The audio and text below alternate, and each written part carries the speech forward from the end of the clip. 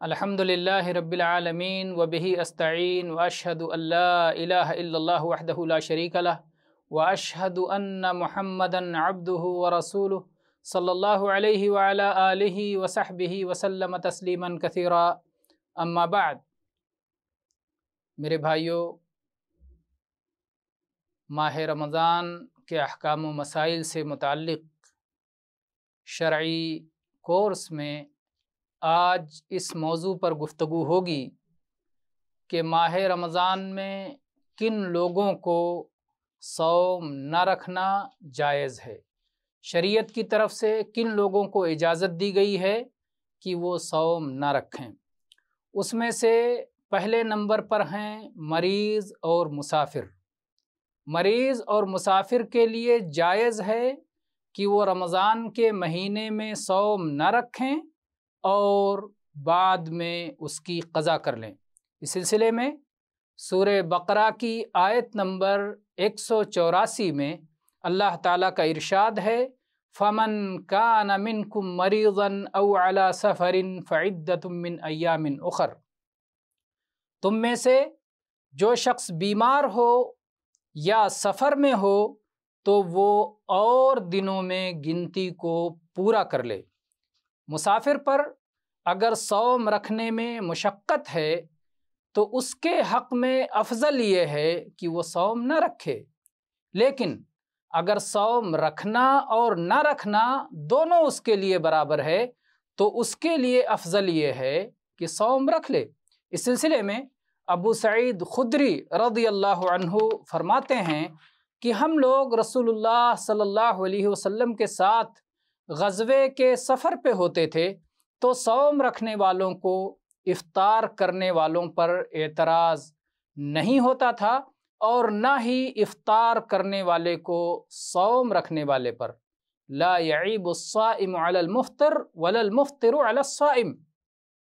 صحابہ کے خیال تھا کہ جو شخص اپنے اندر قوت پائے اور صوم رکھ لے تو یہ اچھا ہے، اور جو شخص اپنے اندر کمزوری پائے اور افطار کر لے تو یہ بھی اچھا ہے۔ یہ صحیح مسلم کی حدیث ہے۔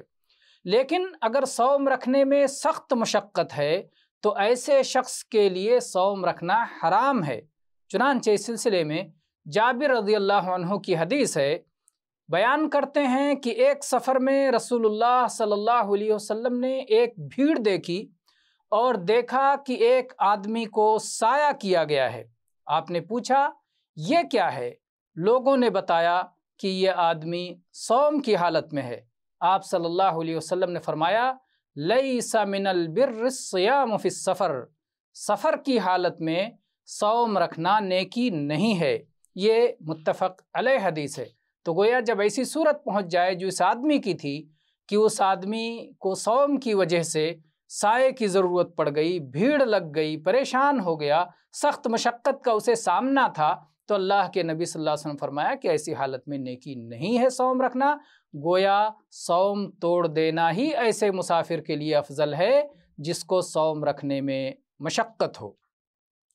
جہاں تک اس مریض کا معاملہ ہے جس کو قابل اعتماد ڈاکٹروں کی شہادت کی بنیاد پر شفا کی امید نہیں ہے، ایسا بیمار ہے کہ جو اب اپنی بیماری سے نہیں اٹھے گا اور شفا پانے کی کوئی توقع نہیں ہے، تو ایسے بیمار پر نہ ہی صوم فرض ہے اور نہ ہی اس کی قضا فرض ہے، بلکہ اس کا مسئلہ ان بوڑھے مردوں اور بوڑھی عورتوں کی طرح ہے جن کے لیے شریعت کا یہ حکم ہے کہ وہ صوم نہیں رکھیں گے، بلکہ ہر دن کے بدلے ایک مسکین کو، ایک غریب کو کھانا کھلائیں گے۔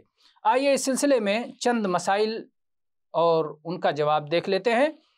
کیا پورے رمضان کا کفارہ ایک ہی بار شروع رمضان میں یا درمیان میں یا آخر رمضان میں ادا کر دینا جائز ہے؟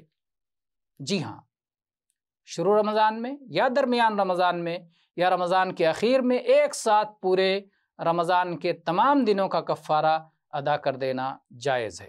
دوسرا سوال ہے، اس مریض کا شریعت میں کیا حکم ہے جس کی عقل 1-2 دن کے لیے چلی گئی، پھر واپس آئی، یعنی بالکل بے ہوش ہو گیا اور عقل و ہوش اس کے باقی نہیں رہے، کئی دن تک یہ طویل بے ہوشی اس پر رہی، اس کی عقل کئی دن کے لیے چلی گئی، پھر واپس آئی، تو کیا اسے ان ایام کی قضا کرنی ہوگی یا نہیں؟ اس کا جواب یہ ہے کہ جب ایک انسان کی عقل چلی جاتی ہے تو ایسی حالت میں وہ مرفوع القلم ہو جاتا ہے، لہٰذا ان دنوں کی قضا اس پر نہیں ہے۔ اللہ کے نبی صلی اللہ علیہ وسلم نے فرمایا رفع القلم عن ثلاث، 3 لوگوں کو سے قلم اٹھا لیا جاتا ہے، وہ مرفوع القلم ہو جاتے ہیں، ان کے اوپر کوئی ذمہ داری نہیں رہتی۔ اس میں سے ایک وہ شخص ہے عن المجنون حتی یفیق، وہ شخص جس کو جنون ہو گیا ہو یہاں تک کہ وہ دوبارہ اس کی عقل واپس آ جائے۔ تو یہی معاملہ اس مریض کا ہے جو بالکل بے ہوش ہو گیا، جس کے عقل اس کے ساتھ نہیں ہے، تو جب عقل واپس آئے گی اس کے بعد اس کی شرعی ذمہ داری ہوگی۔ تیسرا مسئلہ ہے کہ ایک مسافر کسی شہر میں 4 دن سے زیادہ ٹھہرنے کا عزم رکھتا ہے، کیا اس پر صوم رکھنا فرض ہے یا اس کے لیے مسافر ہونے کی بنیاد پر صوم نہ رکھنے کی اجازت ہے؟ اس سلسلے میں اہل علم نے یہ کہا ہے کہ ایسے مسافر کے لیے احتیاط یہ ہے کہ صلاۃ بھی مکمل پڑھے، قصر نہ کرے، اور صوم بھی رکھے تاکہ اہل علم کے اختلاف سے محفوظ رہے اور تساہل کا دروازہ بھی نہ کھلنے پائے۔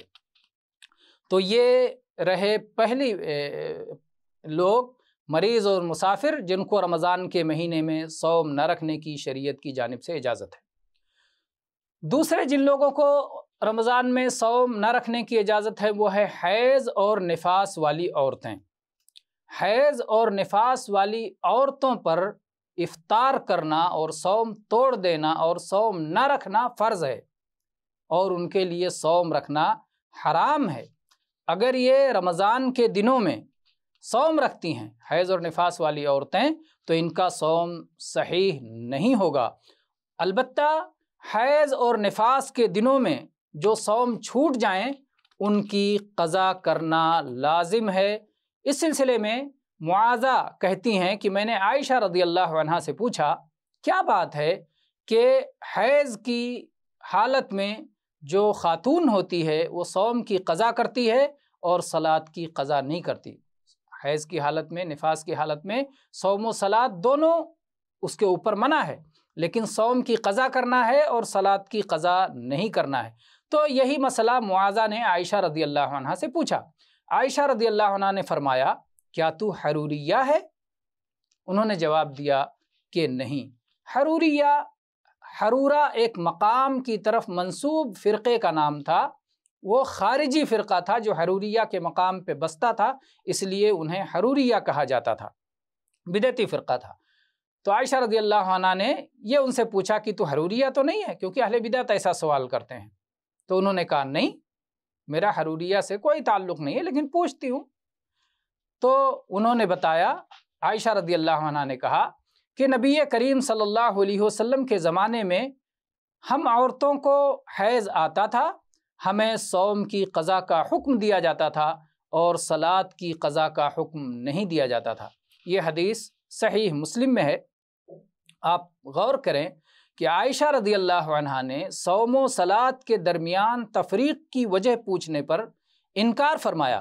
انہیں اندیشہ ہوا کہ معاذہ کو اہل بدعت خوارج کی جانب سے یہ شبہ ملا ہوگا، کیونکہ اپنی عقل اور رائے سے سنتوں پر اعتراض کرنا یہ اہل بدعت ہی کا وتیرہ ہے۔ اس لیے اس سوال کے جواب میں عائشہ رضی اللہ عنہا نے حدیث کا حوالہ دینے پر اکتفا کیا، اس سے زیادہ کچھ نہیں کیا۔ انہوں نے سائل سے کہا علت کا سوال چھوڑو، کیوں ایسا کیا جاتا ہے؟ علت کا سوال چھوڑو، اس سے اہم معاملے پر غور کرو، اور وہ یہ ہے کہ شارع کے لیے تسر تسلیم خم کر دو۔ شریعت میں یہ حکم آیا ہے، شریعت کے حکم کی تعمیل کرو۔ ابو الزناد فرماتے ہیں کہ سنتیں اور حق کے طریقے بکثرت عقل و رائے کے خلاف آتے ہیں، مسلمانوں کو اس کی اتباع کے سوا چارہ نہیں ہوتا۔ اس میں سے ایک یہ بھی ہے کہ حائضہ عورت صوم کی قضا کرے گی اور صلاۃ کی قضا نہیں کرے گی۔ اس کی تفصیل آپ فتح الباری میں دیکھ سکتے ہیں۔ حیض اور نفاس والی دونوں طرح کی عورتوں کا حکم یکساں ہے، کیونکہ حیض اور نفاس کا حکم ایک جیسا ہے۔ اس سلسلے میں آئیے کچھ مسائل کا جواب لے لیتے ہیں۔ ایک مسئلہ ہے، جس شخص کو صوم کے بدلے کھانا کھلانے کی طاقت نہ ہو، صوم کی طاقت نہیں تو اس کی ذمہ داری آ گئی کہ کھانا کھلا دے۔ اب اس کو کھانا کھلانے کی بھی طاقت نہیں ہے تو کیا کھانا کھلانا اس سے معاف ہو جائے گا؟ جی ہاں، کھانا کھلانا اس سے معاف ہو جائے گا۔ دوسرا سوال ہے کہ جس شخص نے ایک رمضان کے چھوٹے ہوئے صوم کی قضا اگلے رمضان تک مؤخر کر دی، کیا اس پر قضا کے ساتھ ہر دن کے بدلے ایک آدمی کو کھانا کھلانا بھی فرض ہوگا؟ اس کا جواب یہ ہے کہ جی ہاں، ایک رمضان سے اگلے رمضان تک درمیان میں 11 مہینے کا وقت اسے ہے، اس درمیان اسے قضا کر لینا چاہیے، لیکن کسی نے بلا عذر اسے مؤخر کر دیا اگلے رمضان تک، اور رمضان آ گیا پھر اس کے بعد وہ قضا کر رہا ہے، تو اسے قضا بھی کرنا چاہیے اور ہر دن کے بدلے ایک غریب کو کھانا بھی کھلانا چاہیے۔ بعض صحابہ کرام رضی اللہ عنہم اسی بات کا فتویٰ دیا کرتے تھے۔ تیسرا سوال ہے کہ اگر کوئی عورت حالت حیض میں صوم رکھ لے تو اس کا کیا حکم ہے؟ اس کا جواب یہ ہے کہ حیض کی حالت میں، نفاس کی حالت میں صوم رکھنا حرام ہے، اس لیے ایسی عورت پر فرض ہے کہ وہ توبہ کرے اور ان دنوں میں رکھے ہوئے صوم کی قضا کرے، کیونکہ وہ صوم اللہ کے ہاں قبول نہیں ہوں گے، تو ان دنوں میں جو صوم اس نے رکھ لیا ہے اس کی قضا بھی اس پر لازم ہے۔ اس سلسلے میں چوتھا سوال ہے کہ مانع حیض گولیاں یا انجیکشن استعمال کرنے کا کیا حکم ہے؟ اس کا جواب یہ ہے کہ اگر ان کے استعمال میں کوئی ضرر نہ ہو، کوئی نقصان نہ ہو تو کوئی حرج نہیں ہے، اور جب ان کے استعمال کی بنا پر خون بند ہو جائے تو ایسی حالت میں عورت غسل کر کے پاک ہو جائے گی اور پاک مانی جائے گی، اور سارے مسائل میں وہ پاک عورتوں کی طرح عمل کرے گی۔ پانچواں سوال ہے، ولادت کے بعد اگر کوئی عورت 40 دن سے پہلے ہی نفاس سے پاک ہو جائے تو کیا وہ صوم و صلاۃ کر سکتی ہے؟ جی ہاں، بعض لوگ یہ سمجھتے ہیں کہ 40 دن تک نفاس کی مدت پوری کرنا ضروری ہے، یہ سمجھ درست نہیں ہے۔ صحیح بات یہ ہے کہ اگر کوئی عورت 40 دن سے پہلے ہی 10 دن میں، 15 دن میں، 12 دن میں، 8 دن میں، ایک ہفتے کے اندر نفاس کے خون سے پاک ہو جاتی ہے، نفاس بند ہو جاتا ہے، خون آنا بند ہو جاتا ہے، تو پھر وہ پاک مانی جائے گی اور وہ صوم و صلاۃ کرے گی۔ تو یہ 2 طرح کے لوگ ہوئے، اور 2 طرح کے لوگ اور ہیں جن کو ہم ان کا بھی بیان کر دیتے ہیں۔ تیسرے ہیں حاملہ اور دودھ پلانے والی عورت، ان کو بھی رمضان کے مہینے میں صوم نہ رکھنے کی اجازت ہے۔ حاملہ اور دودھ پلانے والی عورت پر اگر صوم رکھنے میں مشقت ہو تو وہ افطار کریں گی اور ان دنوں کی قضا کریں گی۔ اس کی دلیل انس ابن مالک کعبی رضی اللہ عنہ کی وہ حدیث ہے جسے وہ رسول اللہ صلی اللہ علیہ وسلم سے روایت کرتے ہیں کہ آپ نے ارشاد فرمایا، اللہ تعالیٰ نے مسافر کی نصف صلاۃ کو، اور مسافر اور حاملہ اور مرضعہ یعنی دودھ پلانے والی عورت کے صوم کو معاف کر دیا ہے۔ اسے امام احمد نے روایت کیا ہے، اور ایسے ہی سنن اربع والوں نے بسند حسن روایت کیا ہے۔ اس حدیث سے یہ بات معلوم ہوتی ہے کہ صوم کے معاملے میں حاملہ عورت اور دودھ پلانے والی عورت کا حکم مسافر کے حکم کی طرح ہے، ان دونوں کے لیے بھی افطار جائز ہے، لیکن بعد میں قضا کریں گی۔ جس طرح سے مسافر سفر کی حالت میں صوم توڑ دیتا ہے اور بعد میں قضا کرنا اس پر لازم ہے، اسی طرح سے حمل والی اور دودھ پلانے والی عورت اس حالت میں صوم کو توڑ دے گی اور بعد میں قضا کرے گی۔ چوتھے لوگ جن کے لیے رمضان میں صوم نہ رکھنا جائز ہے وہ ہیں بڑے بوڑھے اور بڑی بوڑھیاں۔ اگر کوئی عمر رسیدہ ہو چکا ہے، کافی بڑی عمر ہو گئی ہے اور اسے صوم رکھنے میں مشقت ہے، تو ایسے بوڑھے مرد اور ایسی بوڑھی عورتوں کے لیے رمضان کے مہینے میں صوم نہ رکھنا جائز ہے، البتہ ہر دن کے بدلے انہیں ایک غریب کو کھانا کھلانا ہوگا، ایک دن کے بدلے ایک غریب کو کھانا کھلانا ہوگا۔ عبداللہ ابن عباس رضی اللہ عنہ اور دیگر اہل علم کا یہی فتویٰ ہے۔ نبی صلی اللہ علیہ وسلم کے خادم انس ابن مالک رضی اللہ عنہ جب بوڑھے ہو گئے اور صوم رکھنے میں مشقت ہونے لگی تو آپ صوم نہیں رکھا کرتے تھے بلکہ افطار کیا کرتے تھے اور ہر دن کے بدلے ایک مسکین کو، ایک غریب کو کھانا کھلاتے تھے۔ اسے امام بخاری رحمہ اللہ نے اپنی صحیح میں تعلیقاً ذکر کیا ہے۔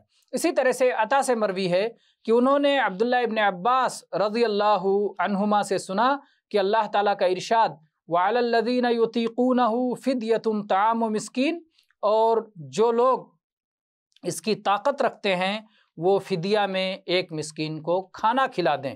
یہ آیت منسوخ نہیں ہے، یہ آیت ان بوڑھے مردوں اور ان بوڑھی عورتوں کے لیے ہے جن کو صوم رکھنے کی طاقت نہیں ہے، انہیں ہر دن کے بدلے ایک مسکین کو کھانا کھلانا چاہیے۔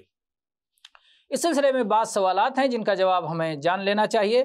سوال یہ ہے، ایک شخص نے جہالت کی بنا پر صوم نہیں رکھا، کیا اس سے قضا ساقط ہو جائے گا؟ نہیں، جہالت کی بنا پر اگر کوئی شخص صوم نہیں رکھتا تو اس کی وجہ سے اس کے اوپر قضا کرنا ضروری ہوگا اور اس کی یہ ذمہ داری باقی رہے گی۔ دوسرا سوال ہے، کیا امتحان میں دل جمعی کی خاطر ایک طالب علم کے لیے صوم چھوڑ دینا جائز ہے؟ اس کا جواب یہ ہے کہ نہیں، صرف امتحان دینے کے لیے آدمی صوم چھوڑ دے ایسا جائز نہیں ہے۔ اگر کسی مسلمان نے بیماری کی بنا پر رمضان میں صوم نہیں رکھا اور پھر اسی بیماری میں اس کی وفات ہو گئی تو کیا اس کے ورثہ کو، اس کے اولیاء کو اس کی طرف سے قضا کرنا ہوگا؟ اس کا جواب یہ ہے کہ اس کے اولیاء اور ورثہ اور اس کے قریبی رشتہ داروں کو اس کی طرف سے قضا کرنا ضروری نہیں ہے، اس لیے کہ مریض نے قضا کا وقت ہی نہیں پایا، وہ بیمار تھا اور بیمار کے لیے شریعت میں حکم یہ ہے کہ بیماری کی حالت میں صوم نہ رکھے، جب وہ تندرست ہو جائے تو قضا کر لے۔ تو جب وہ بیماری ہی میں وفات پا گیا اور قضا کا وقت نہیں پایا تو ایسے شخص پر قضا نہیں، اس لیے اس کے ورثہ کو بھی اس کی جانب سے قضا کرنا ضروری نہیں ہے۔ واللہ تعالی عالم، وصلی اللہ علی نبینا وسلم، والحمد للہ رب العالمین۔